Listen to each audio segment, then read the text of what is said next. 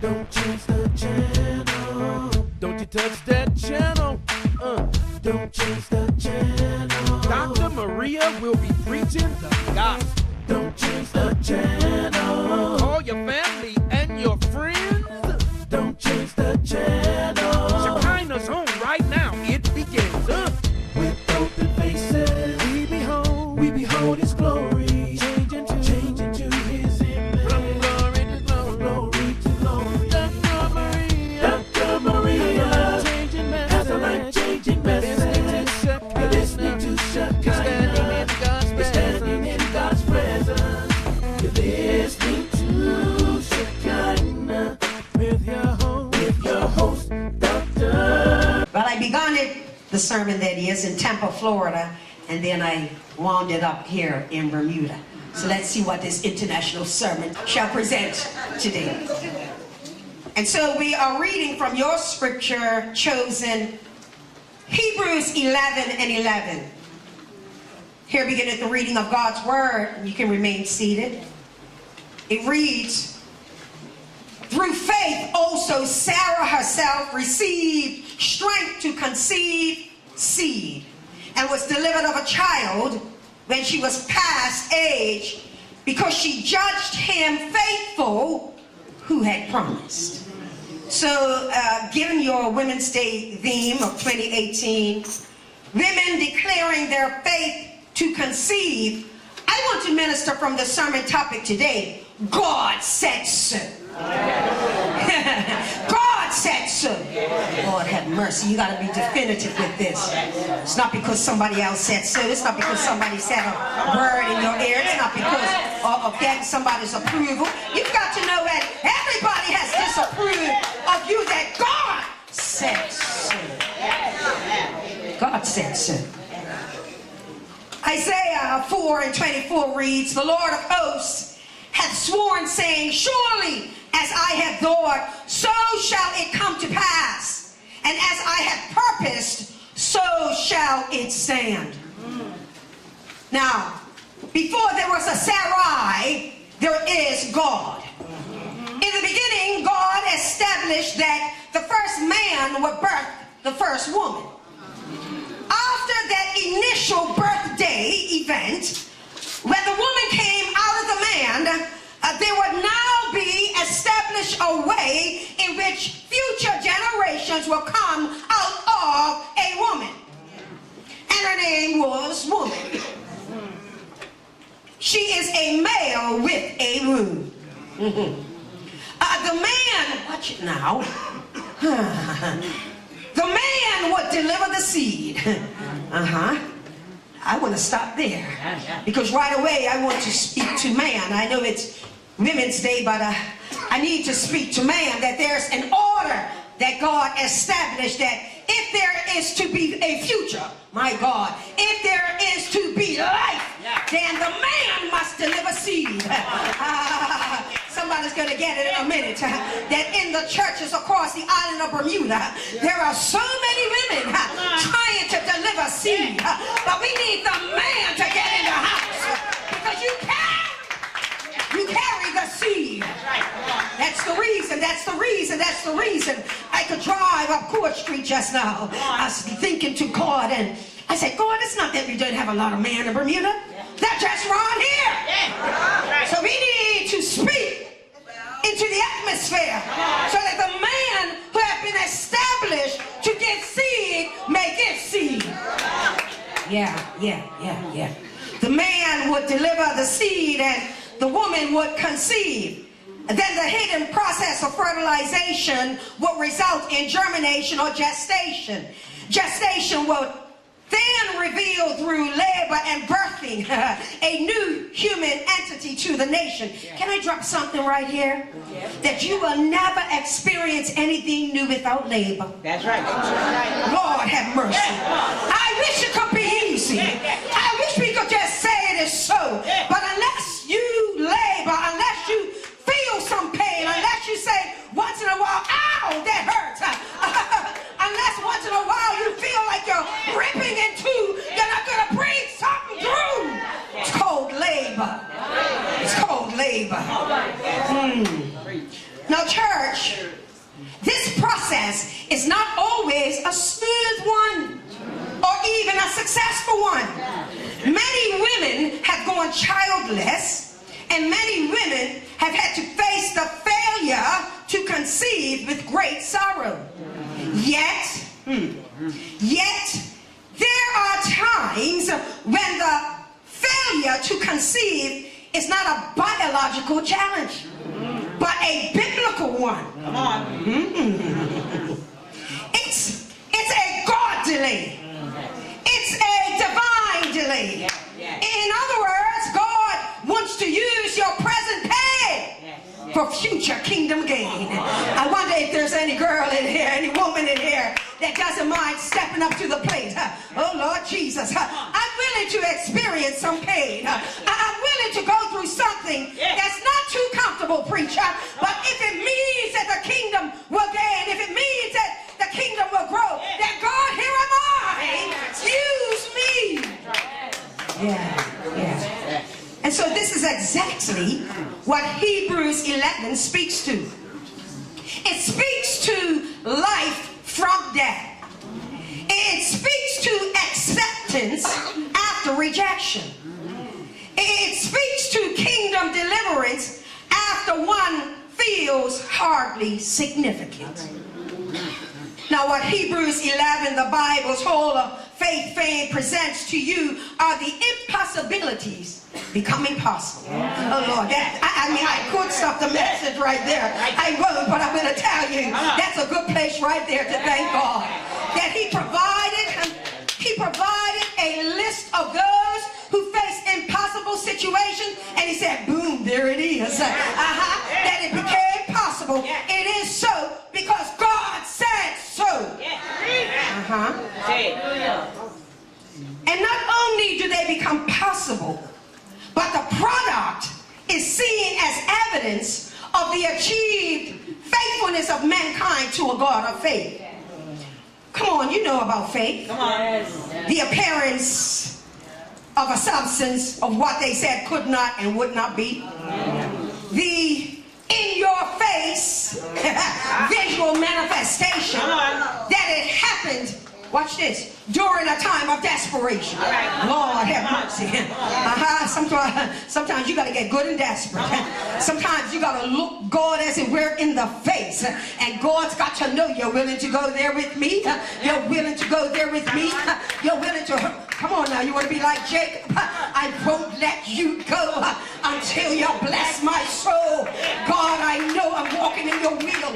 I'm doing your way. I'm worshiping you. I'm honoring you. I'm serving you. I'm loving you, God. Oh, God. Talking about faith. Now, right at the beginning of this time, we shall spend together. I want to make something plain. Faith is not a name it and claim it phenomenon. All right. I wish it would.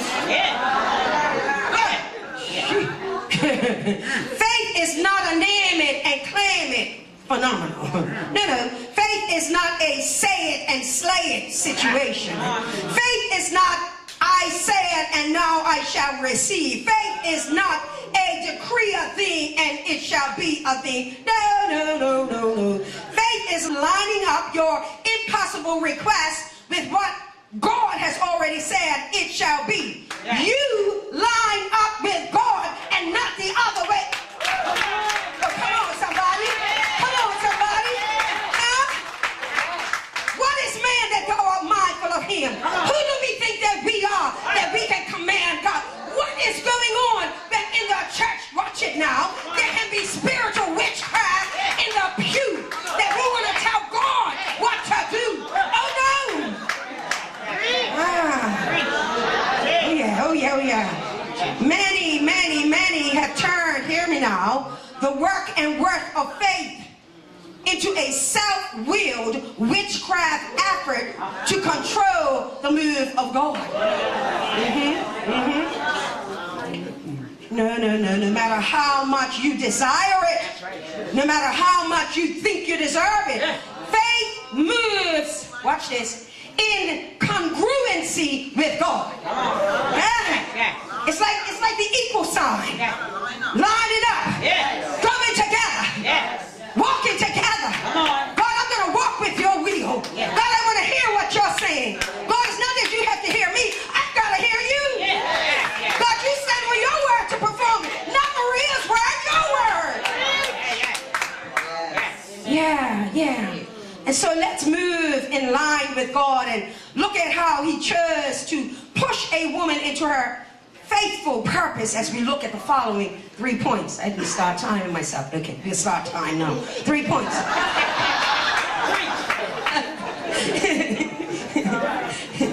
3 points. Point number 1, her foundation.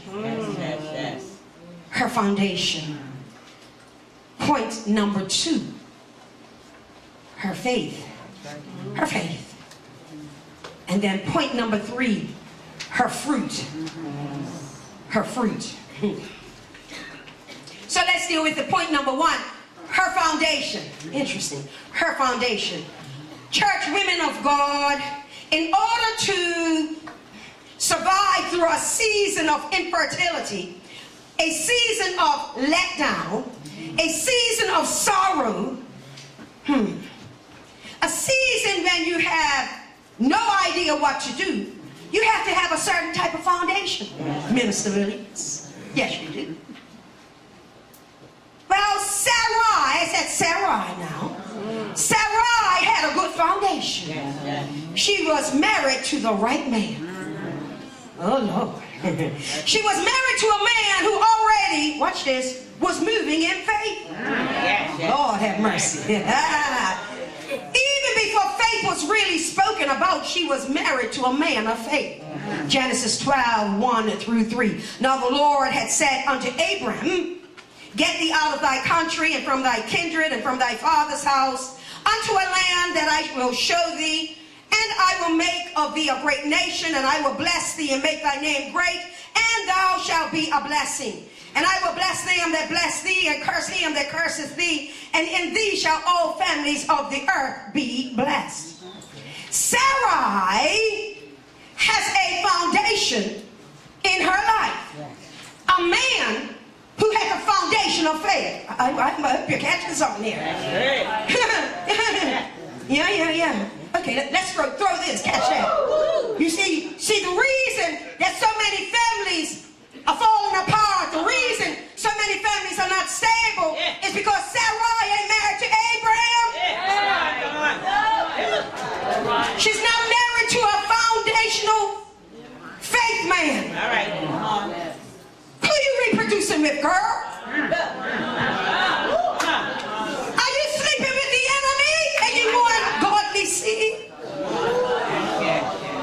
I said she had a godly foundation of faith. The man was able to leave home, Abraham. He left home a foundation, looking for a foundation. He left a foundation. Anytime, if you're a person who's stable and you lose a foundation, you're going to look for another foundation to make sure that whatever you build will remain. Women of God, I want to say here that according to God's word, it really does matter who you are connected to. I know, women, I know we want to be independent. But even, watch this, even an independent woman is dependent upon a male to give a seed. Be independent now. Talk about I am woman, hear me roar now. You will produce seed unless you get with a man. Now we want the real thing or the artificial. And even if you do artificial, the artificial came from a real. Don't start me up in here. Don't start me. I'm trying to behave in somebody's house. See, this is what our young people need to hear. Going around confused. Going around trying this and trying that. If they want to be able to build a future, then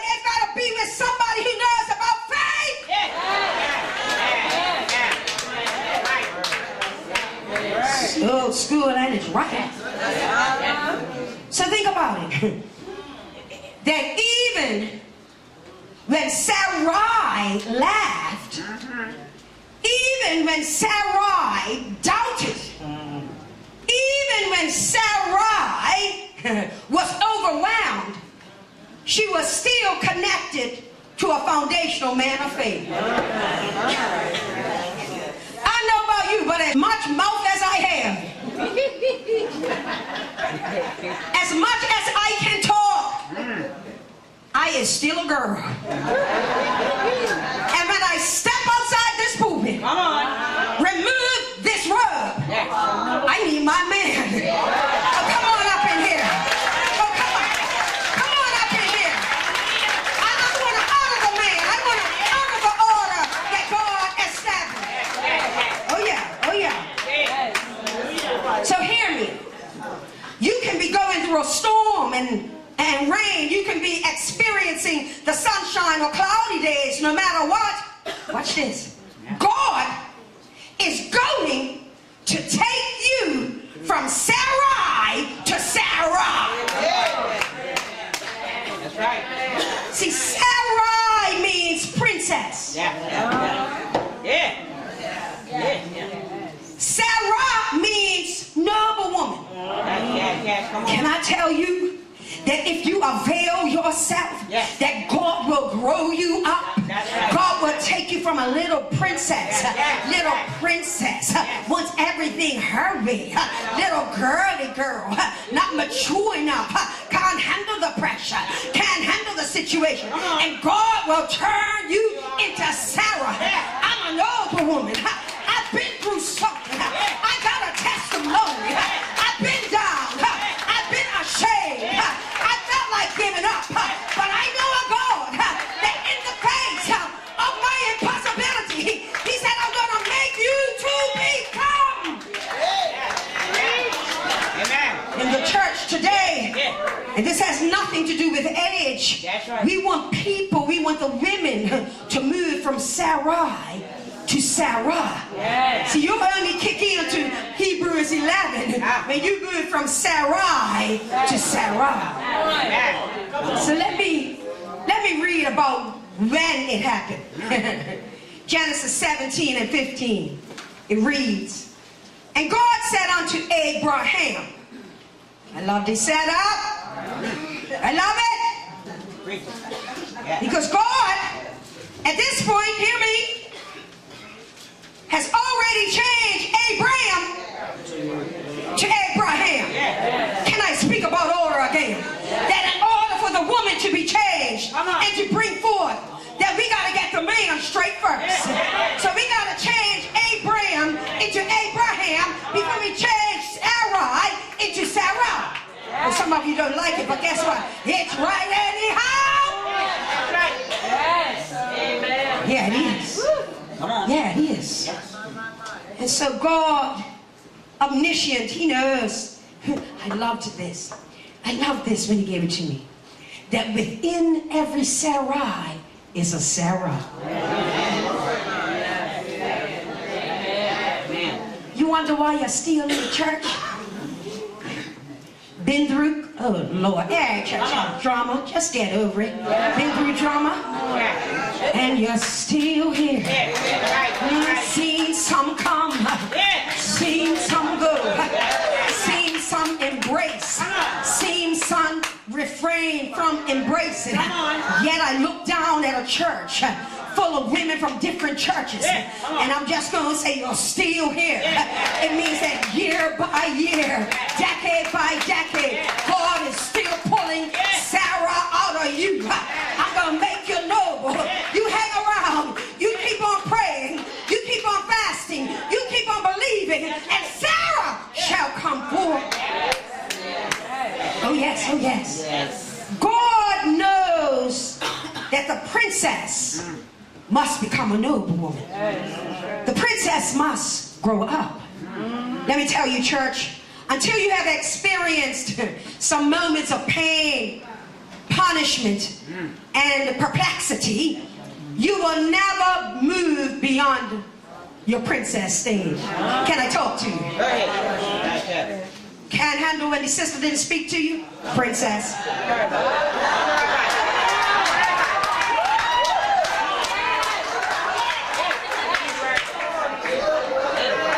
Let me put some more chapstick on. Hold on.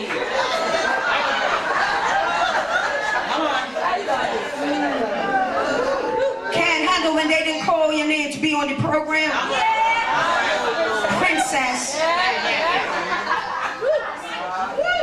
Can't handle when the usher knew you wanted to sit in that seat and you're sitting somewhere else? Princess. Let me tell you something. Let me be very clear. I've learned that whatever state I am in, I'm going to be blessed.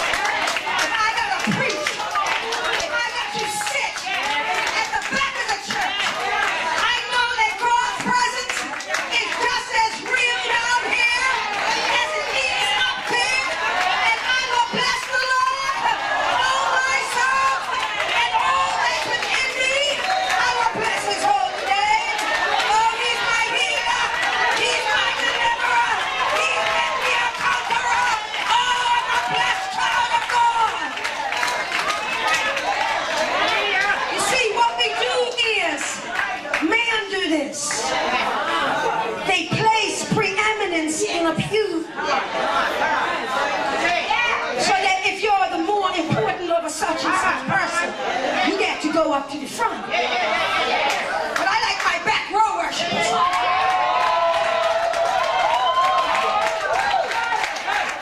Let me tell you about my back row worshipers. If you can be in the back row and still shout and glorify God, you're real serious. Because ain't nobody gonna see you but God. My God, that tells me that you've moved from the princess to being a noble woman. And that you're gonna lift up your voice no matter what and give God praise. And give God praise. And give God honor. And give God glory. Because God is worthy. Worthy to be praised. Oh yeah.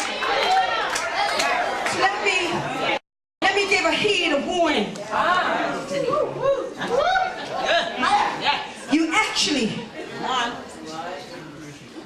want to be quite weary of requesting the front row. That's right. That's it. Come on. Of requesting this place here. Because this place here comes with a heavy weight. Little girl can't handle this right here. Gotta be a woman. Because you're gonna take some bangs, you're gonna take some licks, you're gonna take something, a lot of stuff.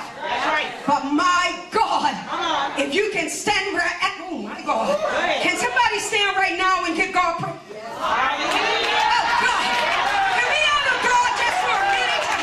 Oh God, I thank you. God, I thank you. God, I thank you.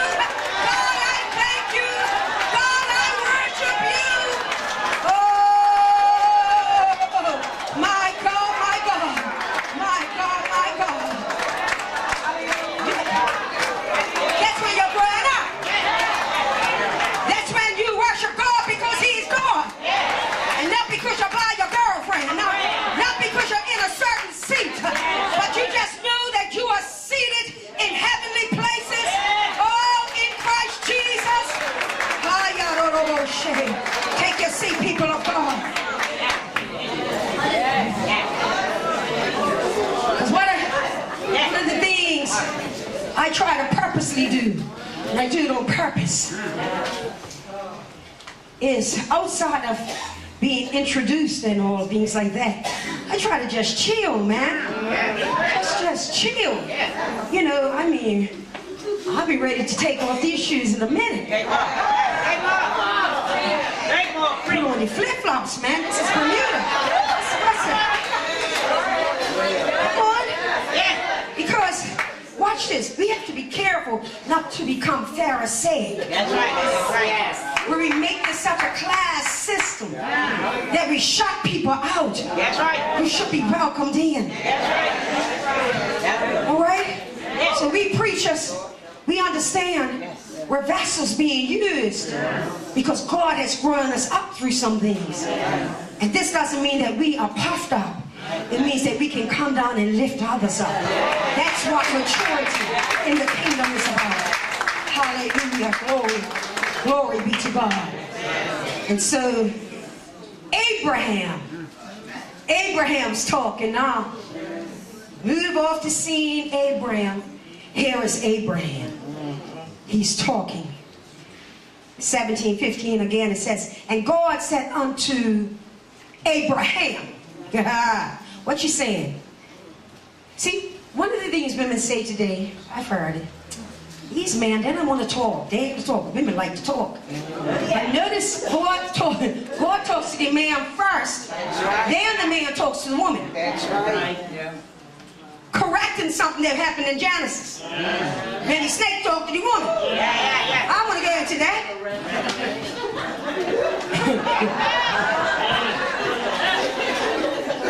And he says, as for Sarai, thy wife, thou shalt not call her name Sarai, but Sarah shall her name be. No, one thing about me, it's very difficult not to expand more on the word. It's like a pregnancy happening as I'm speaking. Because it says, shall her name be. That means, watch that, sister, Minister Ward. He just said, shall it become. He said, it already is. In other words, it was in the beginning of time, but now it's going to be manifest in your presence. My God. Now God omniscient knows that within Sarai is Sarah. God knows that the princess, must now become a noble woman. From a princess to a woman, it's time to grow up. And so this is what's happening. Until you have experienced this, you're not ready. Until you've been refused, rejected, and refrained from having that which you truly desire, you won't reach your Sarah stage. That's right. Right. Come on. Get mad, but don't stay mad. Be disgusted, but don't stay disgusted. See, it's a difference. If you get mad, you stay mad, you're going to be a princess. But if you get mad, get over it. I is a noble woman.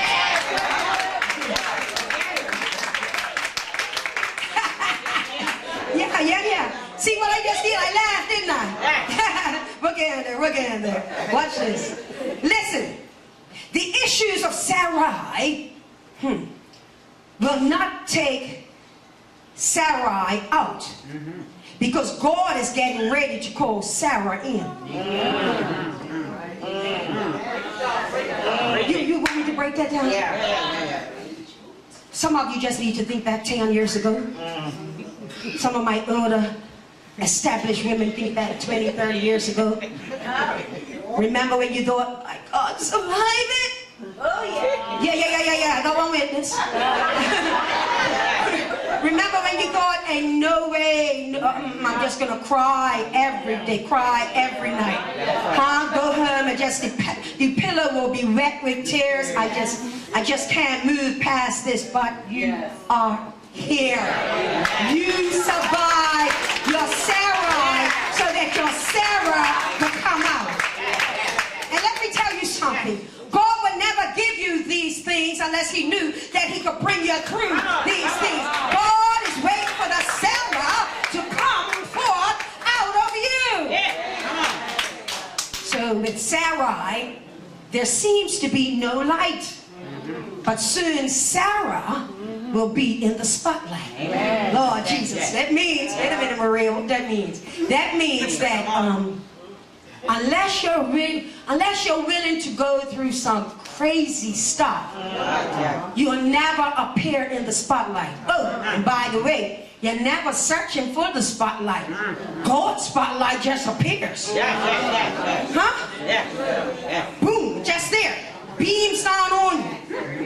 There it is. Wasn't expecting it. Didn't ask for it. But because you went through what you went through. Don't you know that even the angels in heaven are rejoicing that it didn't take you out, it didn't take you down. It only established your going. It only established your coming. It established that you were ready for the next level of your relationship with God. Don't you know, people of God, that there are some who are 70 and 80 and they're still acting like they're 20? Because they have not learned to allow Sarai to become Sarah. Let me carry on. Did I start my time yet? It started now.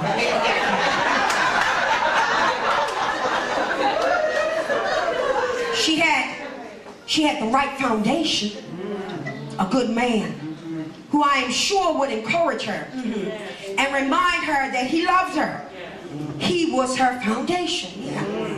Helps us to move on to point 2, her faith. Her faith was wrought or hammered through moments of a lack of faith.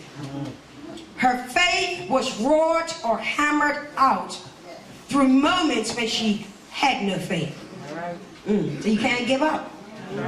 You're not allowed to give up. Stop giving up. Understand this, that even through her doubting, God did not change his mind or his plan concerning this couple. The first couple of faith. So you think that you can make a mistake and God changes his mind about you? No, he doesn't. Because his purpose is already established in you. Now that's something, church, to celebrate.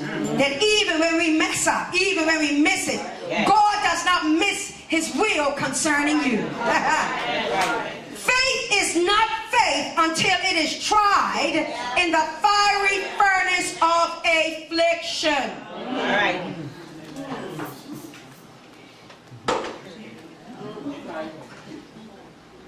Until you can handle the coffin. Until you can handle the dead thing. All right. The thing that died. The thing that never was. All right.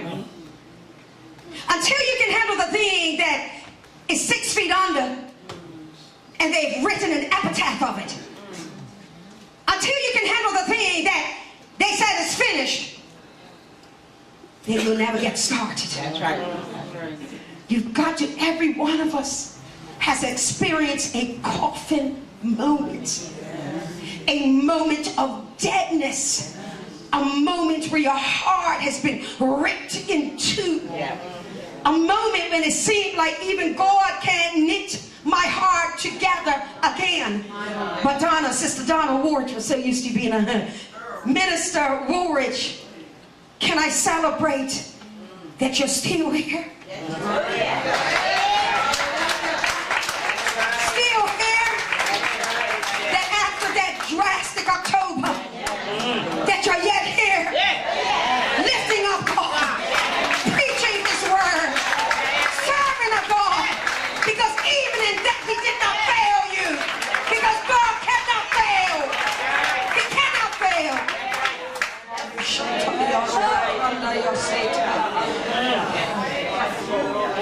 Men fail. God does not fail. And when men fail, God does not fail to get you up anyway, because it's still going to bring His purpose through. Sarai, her affliction was that she was barren. The fire, her fiery trial was the knowledge that she would never give a baby suck. Watch this. She was the coffin. She was the dead thing. She was the dead place. She was the place that could hold no life. You put dead things in a coffin. That's right. She was the coffin. She was that empty place devoid of life. Now barrenness, back in the day, in this day, meant a great deal more than it means today. In this day, barrenness was seen as a curse. Oh Lord, Holy Ghost just said this. Can you stand to be cursed out?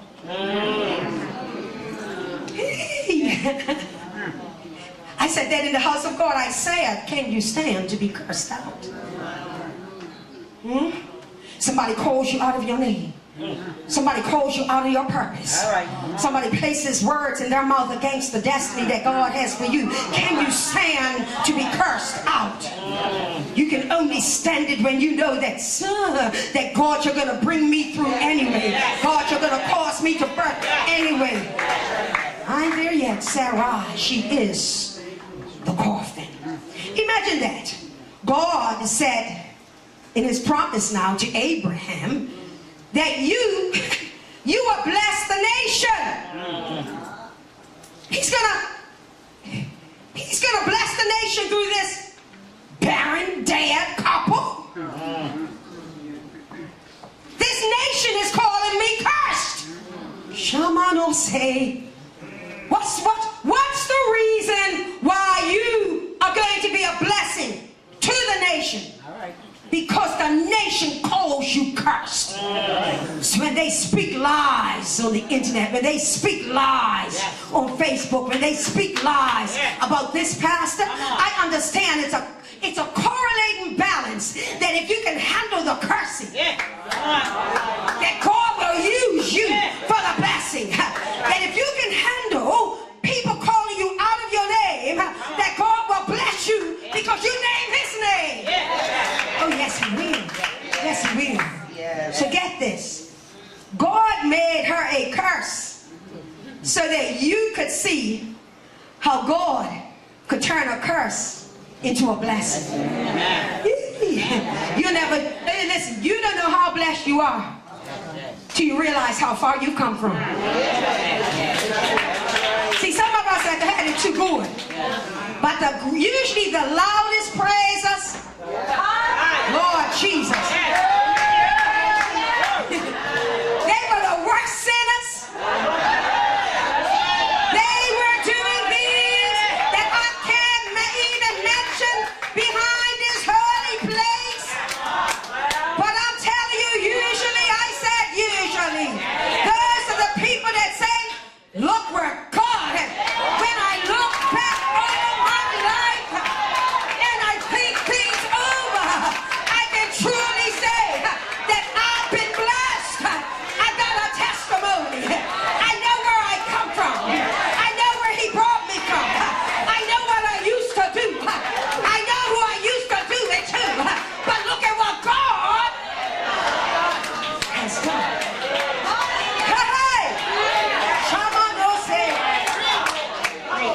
See, God wants to use your cursed place to be a blessing to those who are still in the cursed place. Because when they look at you, they will say, you used to be one of us. What's made the difference? And you can say that God turned my barrenness into bountifulness. Yes, you can. So listen, when I typed that sentence right there, God spoke to me. He said this. He said, this was not Sarai's barrenness. It was my barrenness upon Sarai.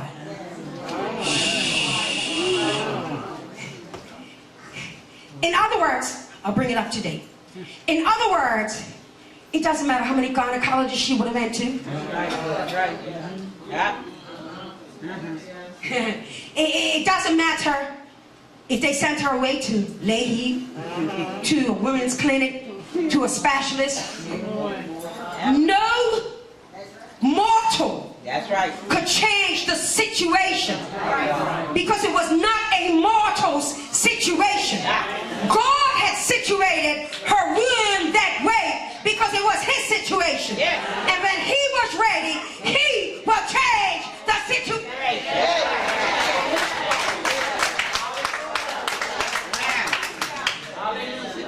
Now, watch this. In other words, God has a plan that will come to pass through this barren episode. Yes, Sarai was barren in her 20s, 30s, 40s, 50s, 60s, 70s, and 80s.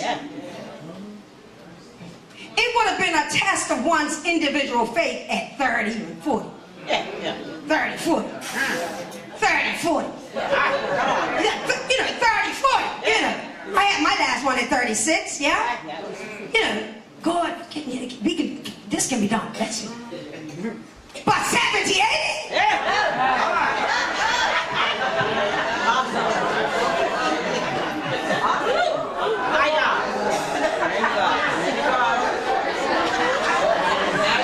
I'm so disgusted, I don't even know what to say right there. 70, 80?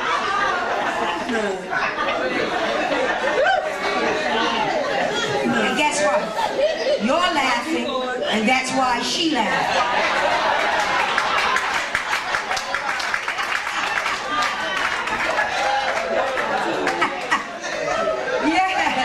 Yes.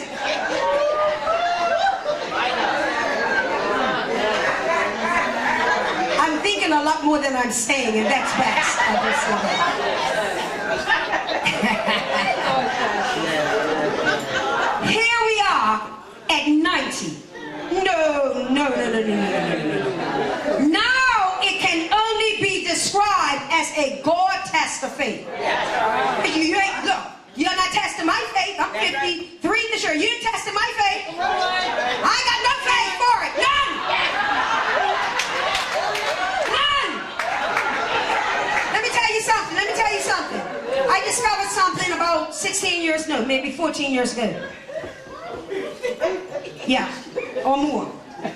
I said, oh, I got it. I said, the greatest contraception is teenagers.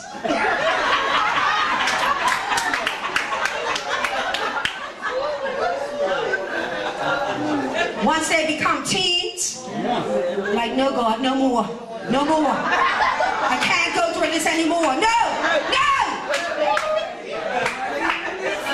Come on, anybody a witness? And you can come up to me and say, but you're a great woman of faith. I said no.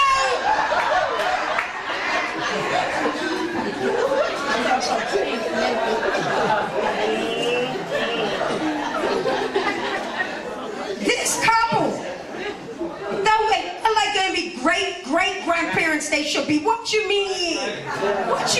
Buy a crib? Hello?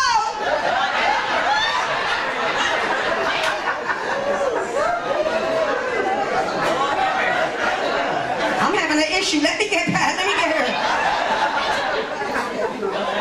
So let's read for a spell. Follow the story here. A few verses or so. Reading again Genesis 17, 15 through 19. Follow the story. And God said unto Abraham, as for Sarai thy wife, thou shalt not call her name Sarai, but Sarah shall be her name. And I will bless her. See, I ain't blessing Sarai. I ain't blessing Sarai. You're around here blessing these princesses. Grow them up. If not, you're going to have trouble. I'm a witness of that too.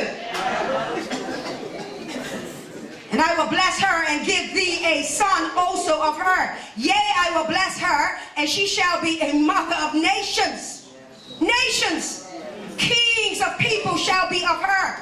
Then Abraham, watch this. This is, that's not my time yet. Then Abraham fell upon his face and laughed. I'm going to help you out here. The first laughter came from Abraham. Yes. Not Sarah later. In a minute. Keep that in your hip pocket. Abraham, the transformed man, laughed. Okay, all right. Abraham fell upon his face and laughed and said, oh, I thought he's coming up here to be Abraham for a minute. I didn't even put that in my items list.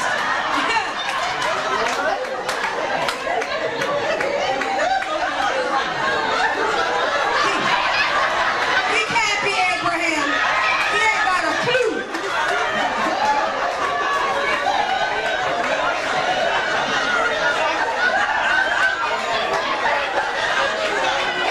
Show him the tape.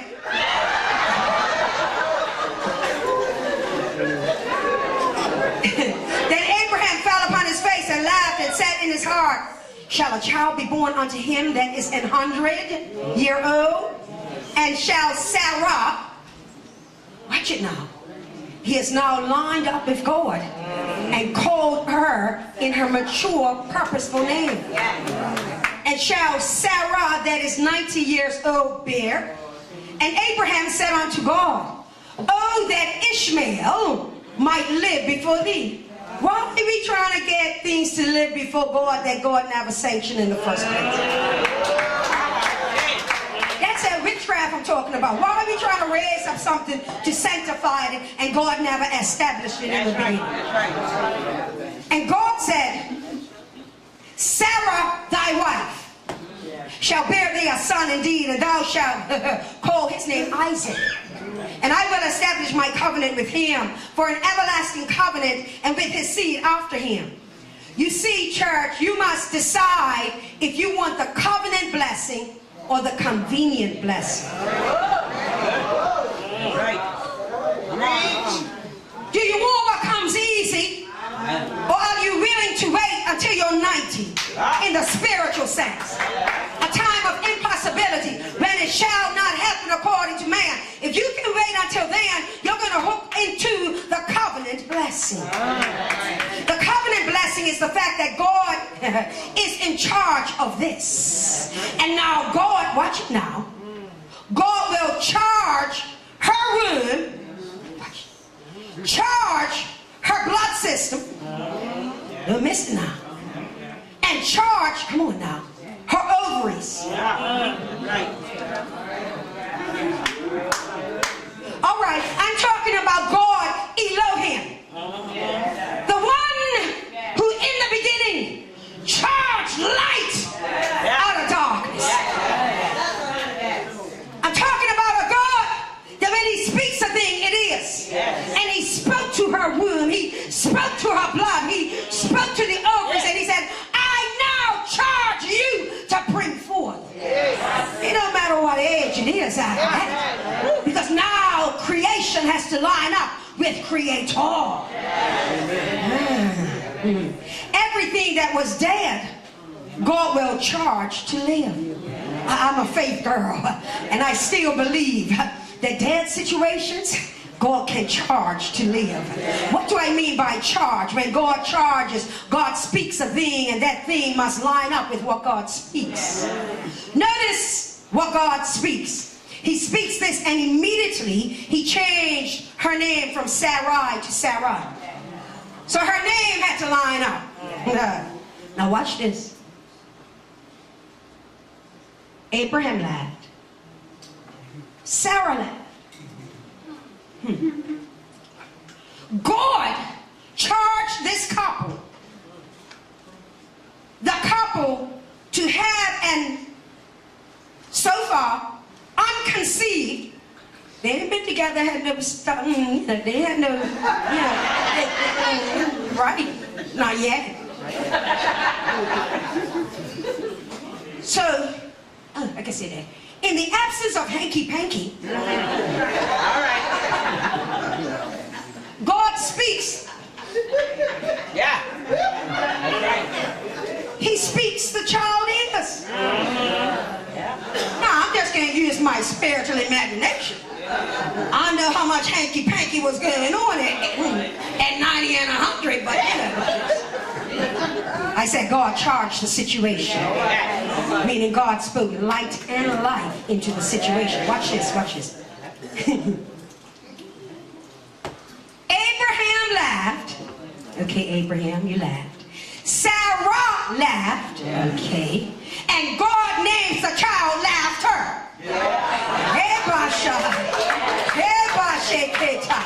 In other words, this told me as I thought about it, that this laugh, when God believes in unity, and God said, I can't have him laughing and she's crying, so when you're gonna laugh, I'm gonna have you laugh.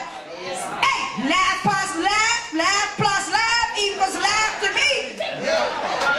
And so they're gonna name his son, the son Isaac, which means laughter. Oh my God, it means that every time they're gonna look at a situation that looks impossible,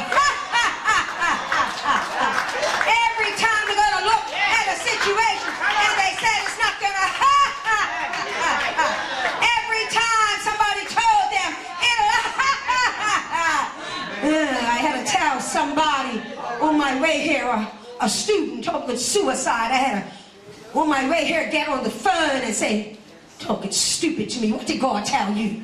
Sometimes you gotta go and speak it just like that.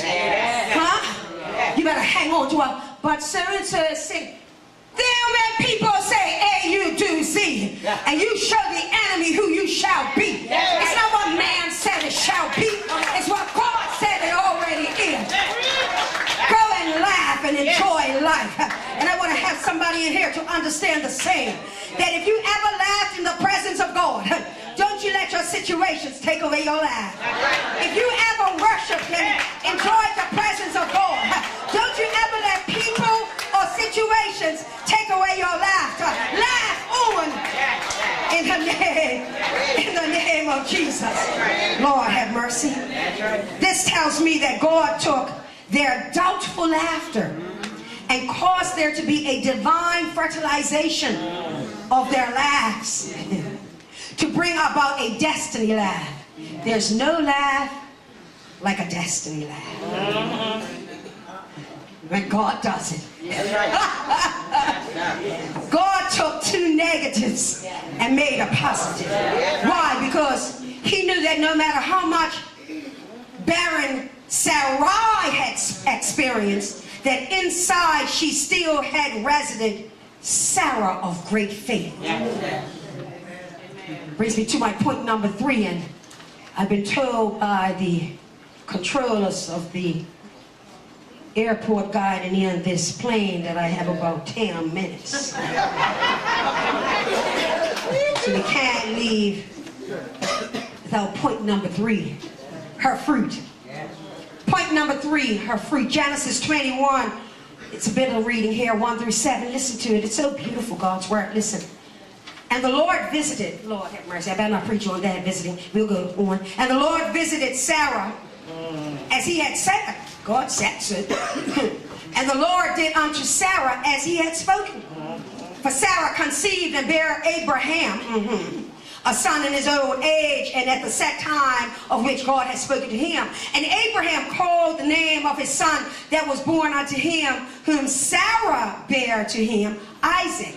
And Abraham circumcised his son Isaac, being 8 days old, as God had commanded him. And Abraham was 100 years old when his son Isaac was born unto him. And Sarah said, God, you gotta get it right, girl, yeah. God had made me to laugh. Now that's a miracle right there. Because some of you will be still crying.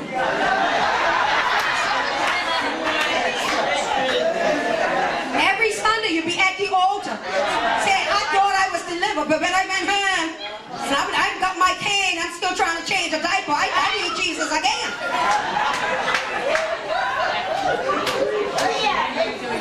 Help me, Lord. Anyway, and Sarah said, God hath made me to laugh, so that all that hear me laugh will laugh with me. And that's just what we do, isn't it?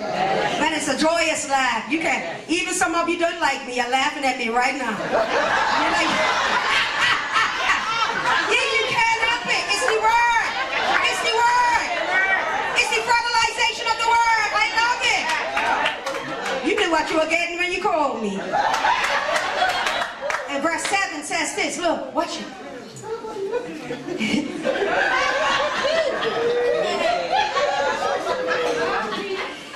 And she said, watch it now, who would have said unto Abraham that Sarah would have given children suck? For I have borne him a son in his old age. She never thought she would need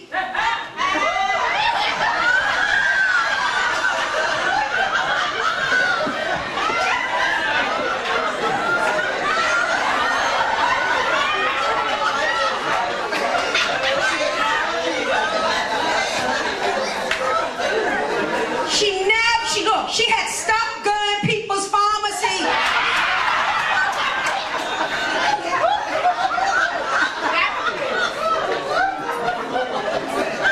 It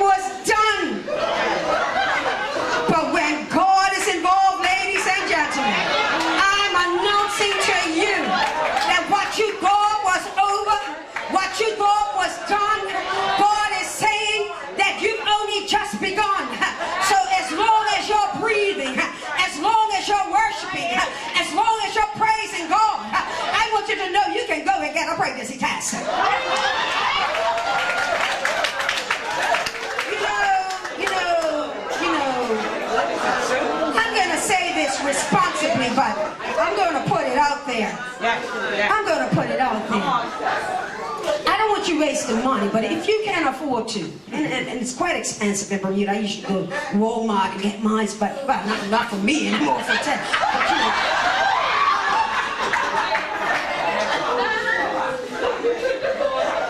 For props. Oh, for props.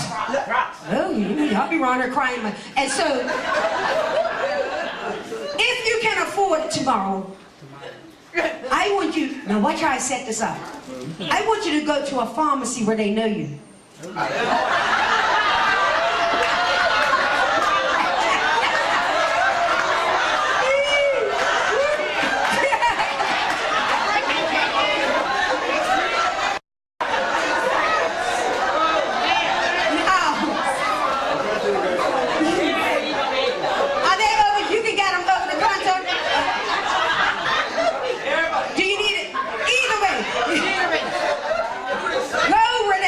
Oh, when you're going to the cashier.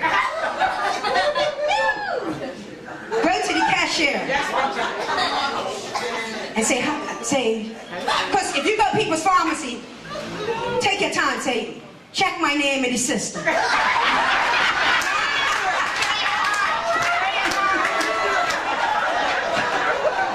Because what you want to do is watch their reaction. When they look at you,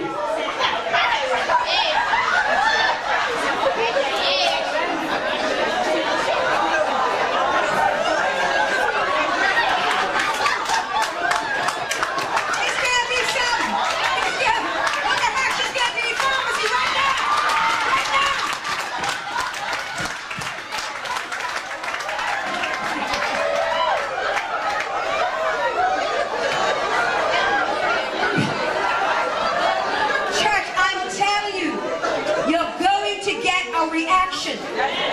And while they will look confused, you're gonna laugh. And then they're gonna laugh because you're laughing. Can I tell you something in the spirit realm?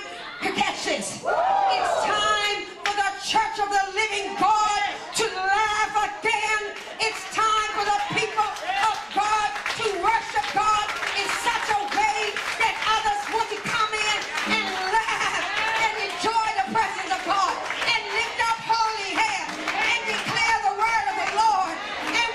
With your brother and rejoice with your sister and let them know you can't have more fun than me.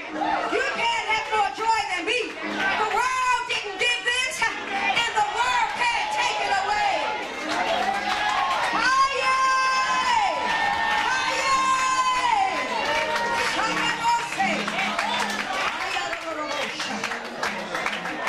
Because the enemy, I just heard that, the enemy spirit has taken away the laughter of the church.